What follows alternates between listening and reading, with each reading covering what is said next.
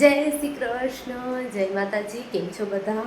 તો હોળીની તમે બધાને ખૂબ ખૂબ ખૂબ શુભકામનાઓ. તમારા જીવનમાં જે પણ દુઃખ હોય એને ઈશ્વર દૂર કરે એવી જ ઈશ્વર પાસે પ્રાર્થના. તો બસ અત્યારે વાગે છે આઈ થિંક 6. મેં હમણાં ટ્યુશનવાળાઓને રજા આપી. હવે હું અત્યારે બનાવીશ પીર દાદાનું જારણ. એનાથી પહેલાં તમારી સાથે એક વાત શેર કરી તો જો આ છે ડાભડો. આની લગભગ સુધી તો ગણખરાને ખબર જ હશે, પણ તે છતાંય ન ખબર હોય ને તો કહી દઉં કે આ ડાભડો છે. કારણ કે કાલે છે ગ્રહણ, બરાબર? તો જેને અમે ગુજરાતીમાં ઘેણ પણ કહીએ. તો ગ્રહણના દિવસે અથવા તો એના ગ્રહણના આગલે દિવસે જેટલી પણ વસ્તુ છે, જેમ કે લોટ છે, અનાજ છે, જેટલી પણ વસ્તુ છે જેને આભડછેટ લાગવાની હોય, લાગી શકતી હોય, તો એવી વસ્તુની અંદર આ ડાબડો થોડો થોડો રાખી દેશું, જેથી એ વસ્તુ અભડાય નહીં. એવું વર્ષોથી ચાલ્યું આવે છે. મારી મમ્મીને જોઈને હું મોટી થઈ છું, અને જે આપણે મમ્મીને કરતા જોતા આવીએ એ આપણે પણ કરતા હોઈએ છીએ. હવે આની પાછળનું કારણ શું એ તો મને એટલી બધી અંદાજો નથી, પણ બધા કરે છે તો કરીએ છીએ અને મજા પણ આવે. તો બસ હું આજે મારું આ પણ કામ પતાવી દઈશ, બધામાં ડાબડો રાખી દઈશ, અને હવે અત્યારે ફટાફટ બનાવું લાડવા. ઓકે, ચાલો ત્યારે કરીએ તૈયારી.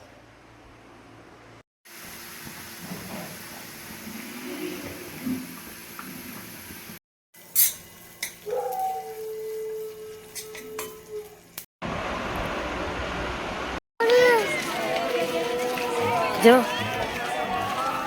જય હોળીમાં.